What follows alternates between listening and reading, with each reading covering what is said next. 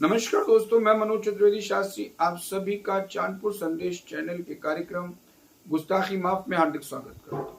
दोस्तों, हम जो बात बताने जा रहे हैं उससे आप में से बहुत से लोग नाराज हो सकते हैं।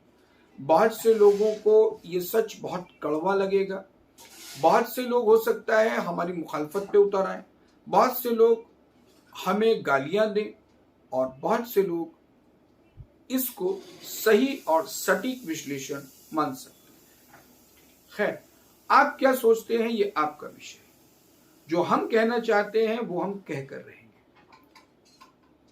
चांदपुर शहर का इस समय राजनीतिक गलियारा बिल्कुल शांत पड़ा है। कोई कुछ भी बोलने को तैयार नहीं है। किसी से भी आप कोई राय मांगते हैं, कोई किसी भी विषय पर चर्चा करना चाहते तो वो ये कह के उसको टाल देता है कि अभी चुनाव दूर है और अभी से कोई भी बात कहना जल्दबाजी होगी। ये हम एक व्यक्ति की बात नहीं बता रहे, इस शहर के तकरीबन 100 लोगों से मैं रोजाना मिलता हूं। तकरीबन रोजाना मेरी मुलाकात या मेरी बातचीत फोन पर तकरीबन 100 लोगों से रोज होती है। कल रात भी मेरे पास 20 से 25 लोग मेरे आवास पर बैठे हुए थे। 10:15 बजे वो मेरे पास से उठ के गए और उसमें हिंदू और मुस्लिम दोनों लोग थे और उनमें से 90% लोगों का संबंध पॉलिटिक्स से है, राजनीति से। गैर राजनीतिक आदमी का मेरे पास बहुत कम रहता है। हम आपको बताना चाहेंगे कि इस शहर में ये जो खामोशी है ये आने वाले तूफान का संकेत है। दरअसल ये जो चुनाव आने वाला है इसमें कोई दो राय नहीं है कि ये मोहम्मद अरशद को लेकर एंटी इनकम्बेंसी का चुनाव है। मोहम्मद अरशद से बहुत सारे लोग नाराज हैं और ऐसी एंटी इनकम्बेंसी सभी के साथ होती है। लेकिन ये भी सच है कि कहीं ना कहीं मोहम्मद अरशद हराव वाली राजनीति नहीं है और ना ही शेरबस पठान जिताओ की राजनीति है। न किसी को हराने की राजनीति है और ना ही किसी को जिताने की राजनीति। ये चुनाव अब स्मूथ चल रहा है लेकिन धीरे धीरे ये रंग बदलेगा और अंत में आकर एक पर टिक जाएगा। ये चुनाव आखिर में आकर कहां टिकेगा उस पर डिपेंड करता है प्रत्याशियों का भविष्य। और यही समझने और सुनने की बात है। बड़ा स्पष्ट आपको बताएं, 3 तरह से चुनाव होगा। पहला कम्युनलिज्म, दूसरा कास्टिज्म और तीसरा सेक्युलरिज्म या डेवलपमेंट। यानी पहला होगा कम्युनलिज्म। अगर चुनाव आकर ठहरता है कम्युनलिज्म पर यानी संप्रदायवाद की राजनीति पर, हिंदू मुस्लिम की राजनीति पर, ध्रुवीकरण की राजनीति पर या फिर यूं कहिए भाजपा हराव की राजनीति पर कि किसी भी सूरत में भाजपा नहीं जीतनी चाहिए, भाजपा को हराना है, यानी जिसको आप ध्रुवीकरण की राजनीति कहते हैं, तो 101% उसमें शेरबाज पठान चुनाव जीत जाएंगे बिना किसी लाग लपेट के, डर के, संकोच के। पूरी निष्पक्षता, निडरता और सटीक आकलन से हम आपको बता रहे हैं कि शेरबाज पठान नो डाउट चुनाव जीत जाएंगे। क्योंकि जितने भी मुस्लिम कम्युनिटी के लोगों से हमारी बातचीत हुई है, चाहे वो बहुत धनवान लोग हैं,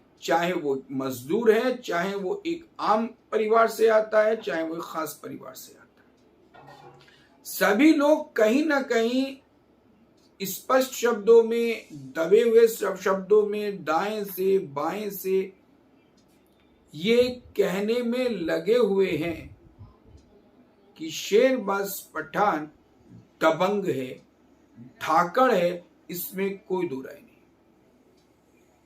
आपको अगर हम पर विश्वास ना हो तो आप अपने आकलन, अपने सर्वे द्वारा, अपनी टीम के द्वारा ये मालूम कर सकते हैं। पूरे शहर के अंदर शेरबाज पठान का तोड़ मुस्लिम कम्युनिटी में दबंगई में नहीं आ रहा, बात हम गुंडा बदमाशी या लुच्चा लफंगों की नहीं कर रहे हैं, बात कर रहे हैं एक दबंग की, एक ऐसे व्यक्ति की जो प्रशासन में कहीं ना कहीं अपनी मजबूत पकड़ रखता हो या पुलिस में, थाने में, तहसील में अपने लोगों का काम करवा सकता हो।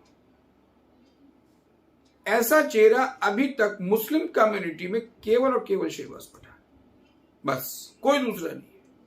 कोई कुछ भी करता रहे, अलबत्ता अगर कोई इस बीच में धीरे धीरे उस लेवल तक पहुंच जाता है, फिर हम कह रहे हैं गुंडागर्दी बदमाशी की बात नहीं चल रही है कि वो कोई बड़ा हथियार लिए घूमता रहे शेरबाज से, कि 47 लगा के घूमने लगे कि साहब मैं बड़ा हो गया शेरबाज से, तो ये गलतफहमी दिमाग से निकाल दीजिए। पॉलिटिकल पकड़, प्रशासनिक अमले पर अपना दबाव बनाने का एक तरीका, ये सारी चीजों के मामले में आज भी मुस्लिम कम्युनिटी, खासकर गड्ढा कॉलोनी, फीना कॉलोनी, मोहल्ला पटियापाड़ा और तमाम ऐसी जगहें हैं जहां पर शेरबाज पठान के नंबर सबसे ज्यादा है। और इसके लेवल तक पहुंचने वाला कोई शख्स अगर आता है जिसे लोग ये मान लें कि ये शेरबाज से भी ज्यादा दबंग है, ज्यादा इसकी पॉलिटिकल पकड़ है, ये ज्यादा मजबूत है, यानी छोटे से शब्दों में कहिए अगर कोई शेरबाज के पैरेलल आ जाता है तो वो भी चुनाव जीत सकता है, बल्कि वो जल्दी चुनाव जीत जाएगा बमुकाबले शेरबाज पठान। लेकिन अभी तक कोई ऐसा चेहरा हमारे सामने नहीं है। दूसरी बात, यदि चुनाव होता है कास्टिज्म पर, यानी कि जातिवाद की राजनीति पर, शेख वर्सेस अदर्स पर अगर चुनाव आके टिकता है, लोग कह रहे हैं ये चुनाव शेख वर्सेस अंसारी होगा। शेख वर्सेस अंसारी नहीं होगा। अगर शेख वर्सेस अंसारी हुआ तो ये चुनाव अगला बनाम पिछड़ा हो जाएगा या शेख वर्सेस अदर्स हो जाएगा, यानी शेख एक तरफ और बाकी सब एक तरफ। ऐसे में हिंदू समाज का झुकाव जाएगा उस मुख्य उम्मीदवार की तरफ जिसे पसमानदा, मुस्लिम पसमानदा अपना उम्मीदवार मान चुकेगा, चाहे वो मोहम्मद अरशद हो, चाहे वो कोई और। शेख कैंडिडेट को सपोर्ट नहीं मिलेगी। ऐसे माहौल में शेरबाज पठान को भी कोई खास फायदा नहीं होगा, जीत की तरफ वो अग्रसर नहीं होते। ऐसे में सबसे मजबूत दावेदार है अरशद अंसारी। इस कंडीशन में अगर चुनाव कास्टिज्म पे जाता है और शेख बिरादरी एक तरफ हो जाती है और अदर्स यानी मुस्लिम पसमानदा वन साइडेड हो जाते हैं, एक तरफ आ जाते हैं, तो हिंदू कम्युनिटी का झुकाव मुस्लिम पसमानदा के मुख्य उम्मीदवार की तरफ होगा और ऐसे में मोहम्मद अरशादी का चुनाव जीतना आसान हो जाता है। यहां शेरबाज पठान लिस्ट से बाहर हो जाते हैं, बाकी सब लिस्ट से बाहर हो जाते हैं। ये क्लियर है। अलबत्ता अगर कोई शख्स मुस्लिम पसमानदा और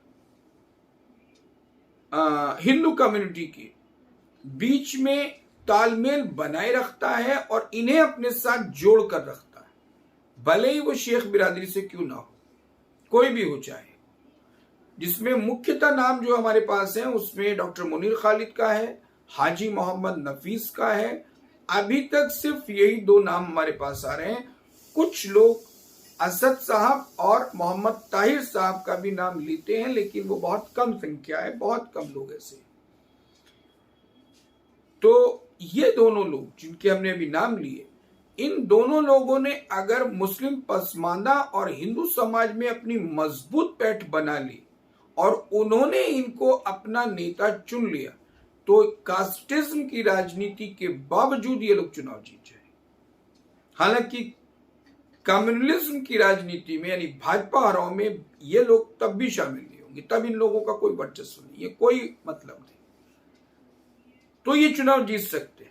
इवन कास्टिज्म की राजनीति में भी चुनाव जीत जाएंगे। शर्त वही है कि ये लोग बहुत मजबूत पकड़ बनानी पड़ेगी इनको, और उसके लिए इन्हें रात दिन एक करने पड़ेंगे, जी तोड़ मेहनत करनी पड़ेगी और अपनी एक स्वच्छ और साफ छवि रखनी पड़ेगी इन दोनों के सामने, हिंदू और पसमानदा।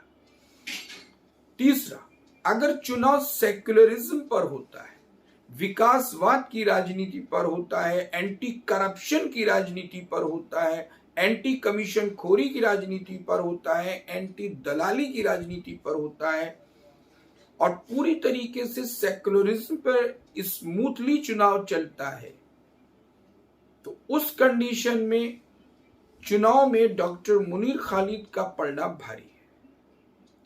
हाजी मोहम्मद नफीस जो अभी कोशिशें कर रहे हैं, अगर वो ऐसे ही लगातार कोशिशें करते रहे और कहीं ना कहीं अपने आप को हिंदू समाज में पैठ बनाने में कामयाब हुई, शर्त मैंने फिर बताई, सेक्युलरिज्म की राजनीति में अगर हाजी मोहम्मद नफीस हिंदू समाज की अंदर मजबूत पकड़ बनाने में, अपनी स्वच्छ और साफ छवि बनाने में सिद्ध हुए, तो चुनाव हाजी मोहम्मद नफीस के पक्ष में जा सकता है।